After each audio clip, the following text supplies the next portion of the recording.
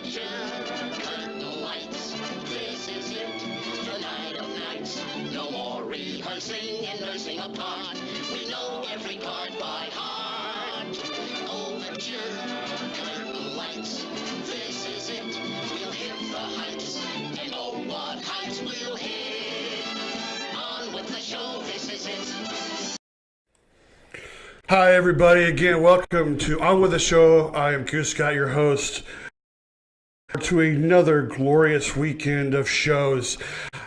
Before I get into my reviews today, I wanted to go into some theater etiquette.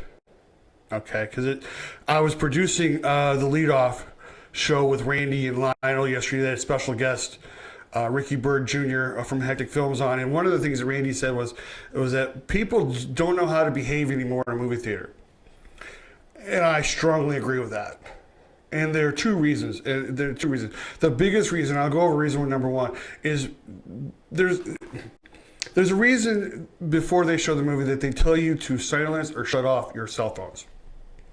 Okay, now people have gotten better. You know, I don't hear the phone going off in the middle of the phone ringing, someone's notification tones going off in the middle of a movie anymore. However, sometimes people, they have this thing. I don't know exactly what it is, but it seems like that when some people get a notification on a particular phone, it flashes. It flashes a light. Okay, so if you're in a dark movie theater and you see a flash of light, where does your attention go to? It goes to the flash of light, wherever it might be. And it gets annoying. Last night, when I was watching one of these movies that I'm going to talk to you about today, right at the end of the film, I heard a camera go off. A click. You continue, the clicks of a camera, the click of a camera. And I look over, and this gal she's got her phone out, and she's taking a selfie with her friends at the movie theater.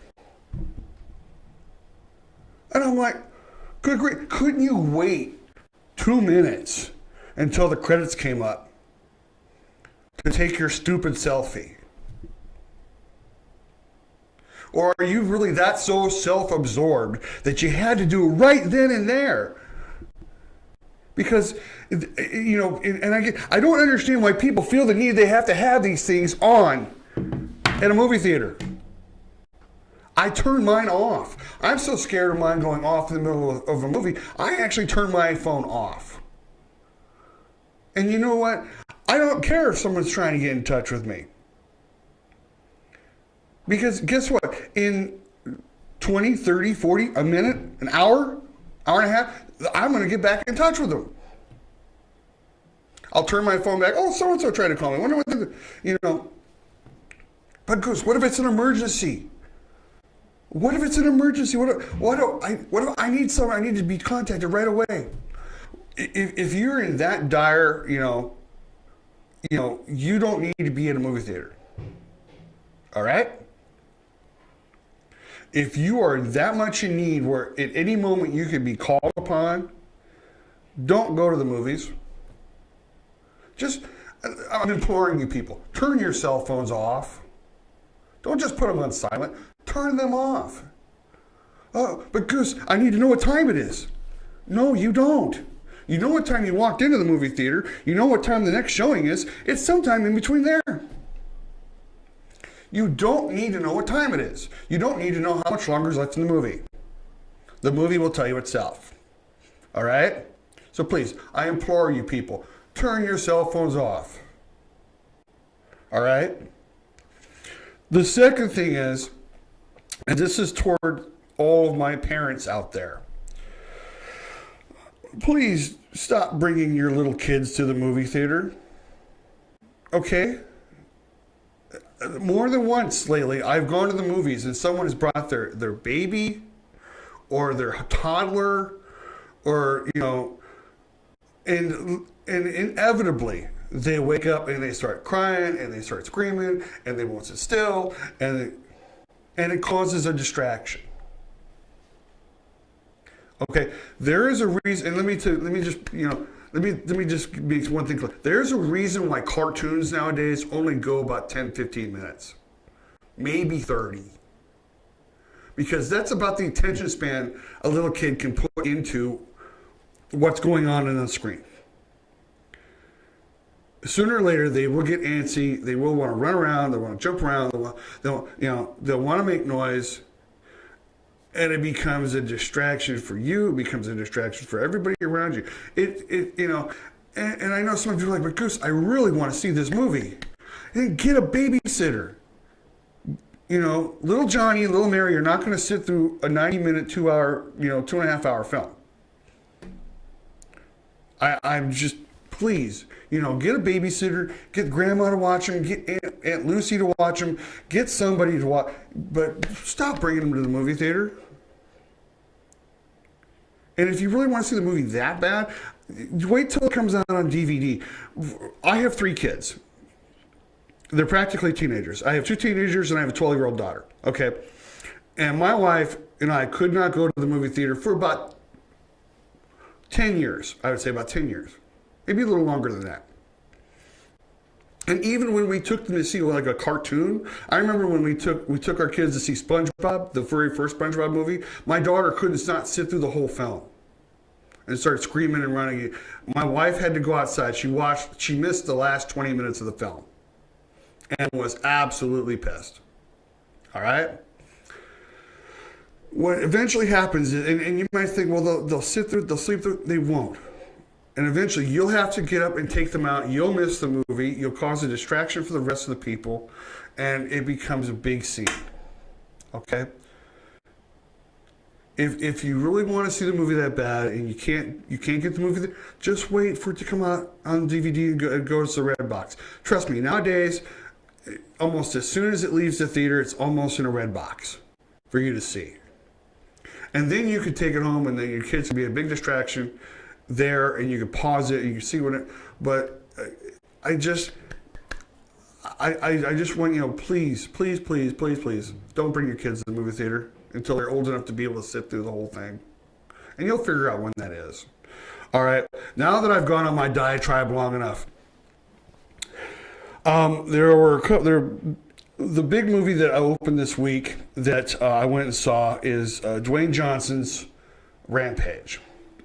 Now, Rampage happens to be based on a arcade game from the 1980s. Now, I'm beginning to think that maybe Hollywood doesn't have any more original ideas to come out with if they got to come up with this. But I was really hoping, because, sometimes when you have these big monster movies, you're really, really, really hoping that this really comes out good.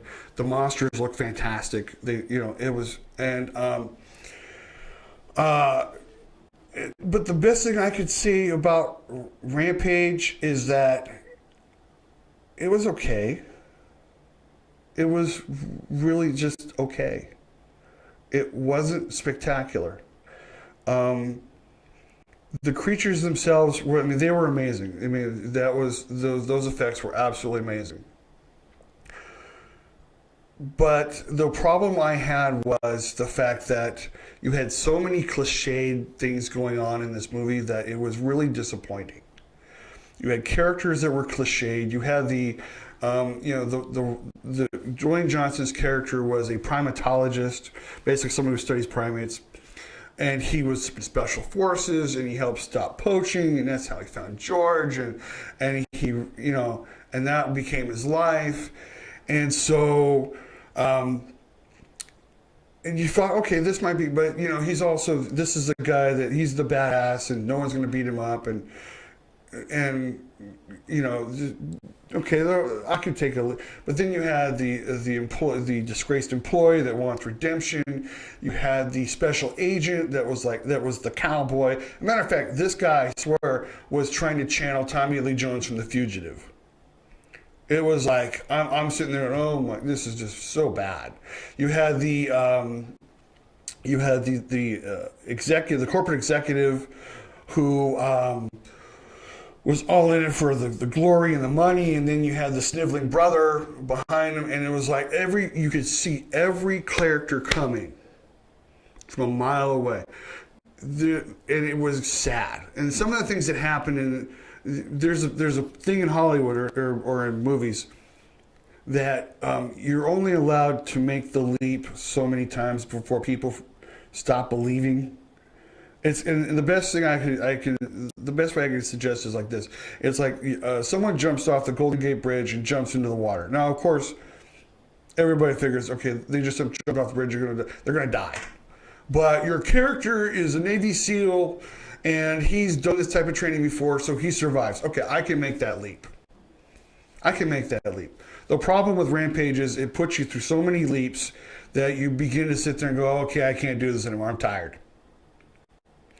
And after a while, the thing was so... And the other problem I had was the dialogue was so... The dialogue was cliched. It was dry. It was boring. It was like... You couldn't have come up with something better to write. This was... And I could not get into this film. I kept waiting for more to happen. And the more that happened was toward the tail end of the film when all that action happened between the three creatures. And I began to realize that I cared more about the creatures. I cared more about the creatures than I did about the people. The people trying to help them and save them. And it was like, and I'm like, oh, I wish there was more to it. It's an average film. It's a C+ film. If you really want to see it, go see it during the day at a matinee. Don't waste, wait till it comes out on Redbox. Wait till it comes out on Netflix. Because I want to recommend this film, but only if you're not going to spend a lot of money on it. It's sad to say. Dwayne Johnson's got a big, he's got this thing going on where it just looks like it's going to be, he picks really good roles and then he picks so-so roles. And this was one that just was kind of so-so. I hate to say it. It looks like I got to take a break. When I come back, I'm going to talk about the other WWE superstar who has a movie out, John Cena. I'll explain about that. Plus, Netflix opened a new series this week, and I'm also going to talk about, that's right, Hectic Films' new TV show, Bane the Series. Back right after this.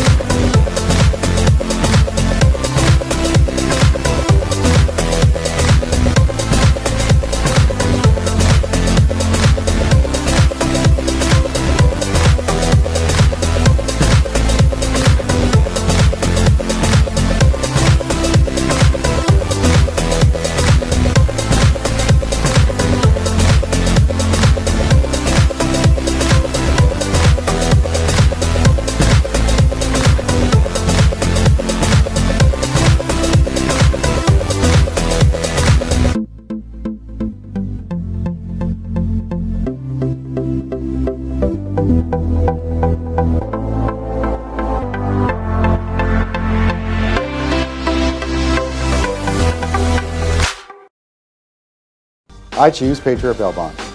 We choose Patriot Bail Bonds. We choose Patriot Bail Bonds. If the best criminal attorneys choose Patriot Bail Bonds, who would you choose? Patriot Bail Bonds. We fight for your freedom. Your home is perfect. Until it's not. We understand that life has its changes. As your family grows, we're here to help grow with you.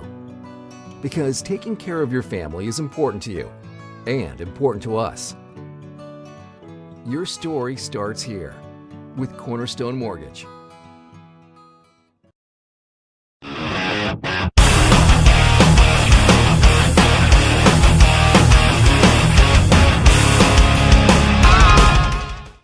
What's up, everybody? Chapman here at Kerncast. Join me every Wednesday night, 8 p.m. Pacific time here on Danger Zone.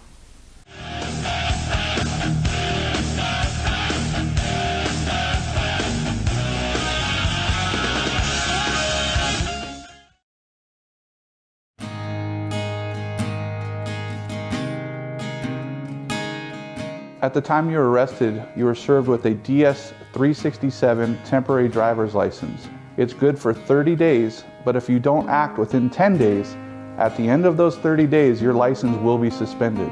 It's important for your lawyer to contact the DMV for you. Set up a driver's license administrative hearing so that your license does not go into suspension. That's something here at Braemar Law we do for you.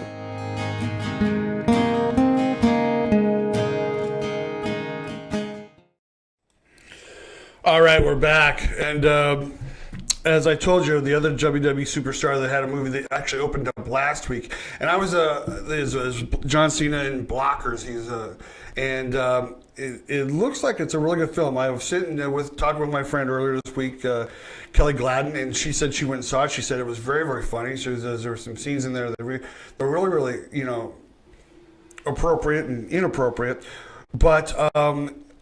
I went and saw this film. I wasn't sure much about it. Leslie Mann is the other star in this film with John Cena, and I find this movie was actually really, really good. It was really funny. It was very engaging, and it took the sex comedy genre into a new direction, because whenever you see a sex comedy, it's usually around a bunch of guys who's trying to lose their virginity, and here you have a movie where it's the complete opposite. It's the girls that want to lose their virginity, and they decide that, hey, prom night's the best night to do this, and so they make a pact to lose their virginity.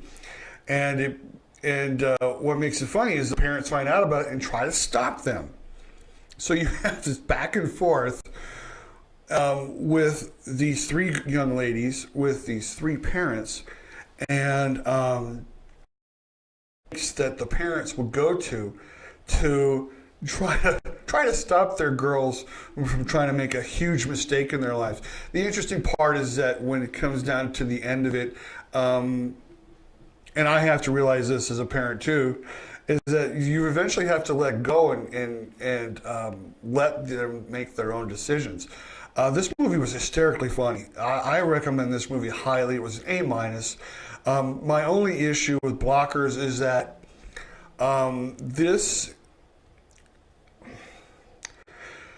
the film is pretty graphic. There are some scenes in there that, if it's, I didn't have a chance to see what the rating on this was, but I recommend this thing for your high schoolers, 15 and up.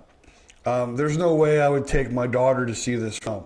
There's no way I would, and she's 12. There's no way I would take any kid younger to see this film. There's some things in this film that are so outrageous that even I was kind of cringing watching some of this stuff, and it has a lot of vulgarity. There's a lot of F-bombs dropped. It has full frontal nudity in some areas. So I recommend that if your little kid is a John Cena fan, this is not the film to take him to see. Okay? As a matter of fact, I would recommend any parent whose kid is a John Cena fan to see the movie first before you take them. Because I would basically tell you, just on my recommendation alone, it's a funny film. It's hysterically funny. Leslie Mann does a great job of being this really, protective helicopter parent. John Cena, who's this big buff guy, who's an athlete, and his daughter's an athlete, but he's at the same time, he's a dork. Okay? He plays a dork.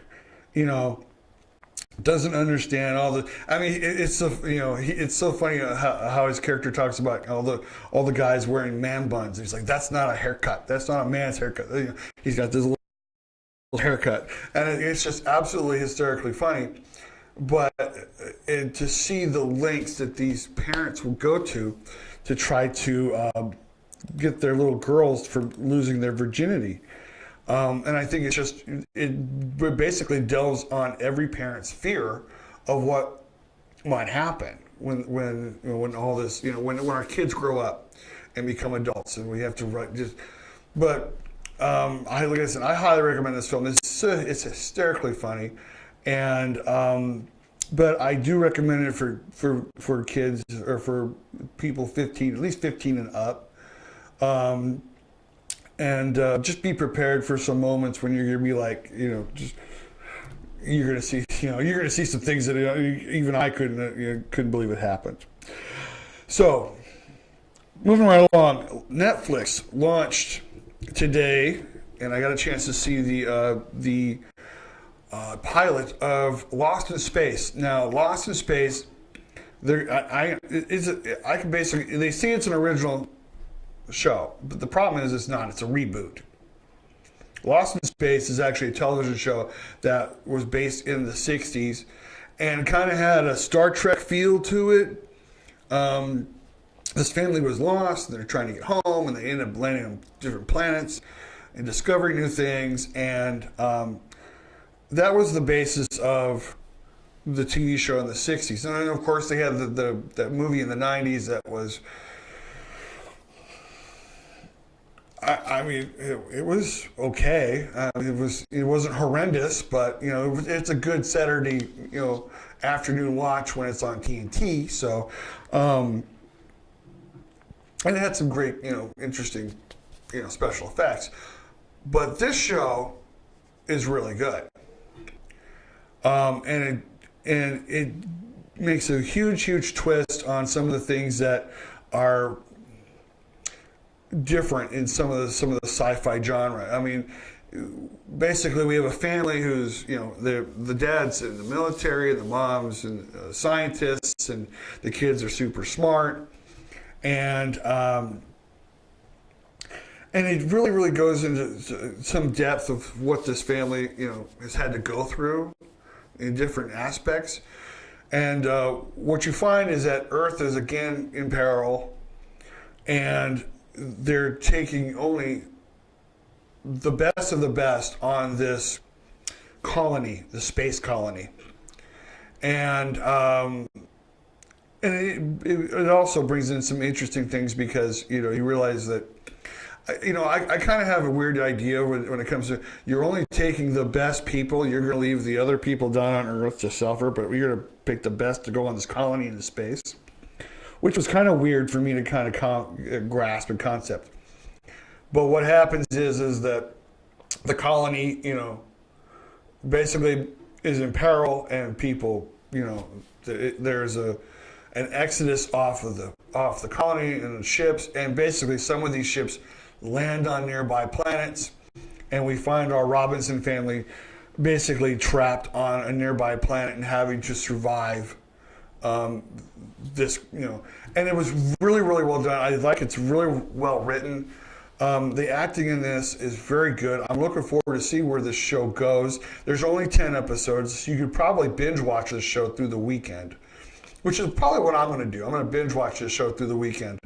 And I was a huge fan of the show from the 60s. I'm going to probably be a huge fan of this show because just the way it looks and it's shot, the acting is really well done. So this looks like it's going to be a Netflix hit. And I would probably say that they will have a second season coming out of this. If any of the other 9 shows are like the first one, this is going to be a good show. And I'm looking forward to exploring this reboot even further. Now, let's go on to Bane the Series. Now, Ricky Bird was in here yesterday talking with Dan, Randy, and Lionel about Bane the Series dropping yesterday at noon. I got a chance to watch the first episode, and I'm very impressed with this. The episode's not very long, so it's something you could probably watch, over a break. It's shot well. The characters are done well, and I like the idea of taking Batman's rogue gallery and making it into a series. And I even like further by taking, because how many times? Let me be honest. How many times have we seen the Joker? Truthfully, how many times can they redo the Joker? And I kind of like the way how they hinted, that the Joker's coming, but we're not bringing him in on the first episode. The first episode you get Bane. the first episode, you get Deathstroke. You get these other villains of Batman that basically kind of get pushed off to the wayside, because everybody wants to see him go up against Joker. Everybody wants to see him go up against Riddler. Everybody wants to see him go up against Catwoman. And I remember what Ricky was talking about yesterday. He says that he didn't hate Tom Hardy's Bane, but he just felt that it could have gone in so much more different directions with this. I like where this series is going. My only problem with it is that I think who's ever working on the voice sound for Bane needs to cut a little of the reverb out, because I had a hard time in some spots hearing him and understanding him. But I liked where it was going, and I liked what it was, what I was seeing. And incredibly enough, it was shot really well, because it was, when you shoot something in at night in the dark, that could cause some problems with lighting and making sure that you can actually see what's going on. And I didn't see that here. I saw that you could see everything very, very clearly, and that you were, again, you could see what was going on. That's basically the gist of it. The writing here is very good. Good job, Ricky. And I'm looking forward to see where this series goes from here. And I wanted to bring up an interesting point, because this, I saw the Facebook page, and I clicked on it, and it took me to the YouTube channel to see the series. And I think that with more and more people putting out material, you're going to see an explosion of media coming out, and very much in all different types of genres. That's the good news. The bad news is you're going to also get a lot of bad stuff coming out, but I think that will eventually weed. You can basically just, it's kind of like taking care of your lawn. You'll see the weeds, you'll pull the weeds out, and then the rest of it's a nice green lawn. So I think with more and more independent film companies using YouTube as a way to promote their product, I think we're going to see an explosion of more and more content coming out. We already see that with Netflix. We see that with Hulu. We see that with Amazon Prime, where they're putting out their own product. And a lot of filmmakers out there, you guys are going to have an opportunity to actually put your stuff and actually promote your stuff and get things rolling. I can see we're starting to come toward the end of our show, so let me tell you some theater openings that are coming out right now this weekend. BCT, the Bakersfield Community Theater, they opened Godspell tonight and this weekend. I think for the next couple of weekends. This looks like it's going to be a very good show. My friend Rebecca Worley's directing it, and whatever she seems to touch always seems to be gold. It's at 2400 South Chester. Parking's in the rear. This looks like it'll be something worth your time. The Empty Space is doing William Shakespeare's Two Men of Verona, and I always like watching a good Shakespeare show. If you've ever been to the Empty Space, it's basically, and all of a sudden I can't remember. It's a thrust stage, so basically you've got people on three sides, and whenever you're doing Shakespeare, it's always worth going to watch. Bob Kempf is directing this. It looks like it'll be a good show. And then the BMT, the Bakersfield Musical Theater, it stars at the Stars Restaurant Theater. They're doing Little Shop of Horrors. This, and anytime you can see a really good musical, and again, you got Godspell. So anytime you can really go out and see a musical live on stage, I really highly recommend you go out and see these shows. It's really good. We should really go out and support our arts here in Bakersfield and Kern County, because if we don't support it, one of these days we'll look up and find out it's just not there, and you get what I'm saying. All right, two more things before I go. One, I really want to give a shout out to the Bakersfield Car Club Council. They donated $25,000 to a charity that's very, very dear to my heart, the Society for Disabled Children. My older son Tyler, he suffers from Asperger's, and he really didn't have any place he could go with people that he could relate to. And he was able to go to Camp Blue Jay, and he was to be around other kids like him. And I think that's so important. The camps are wheelchair accessible for those who are wheelchair bound.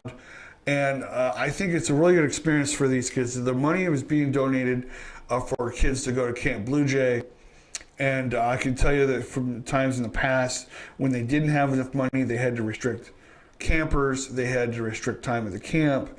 This was such a good thing. I think they did. I'm really, really happy that they did this. And hopefully in my next show, I'll have some video I could show you of the presentation of the check. Lastly, if you would like to sponsor this show, this is a new show. If you'd like to be a sponsor for this show, go to kerncast.com.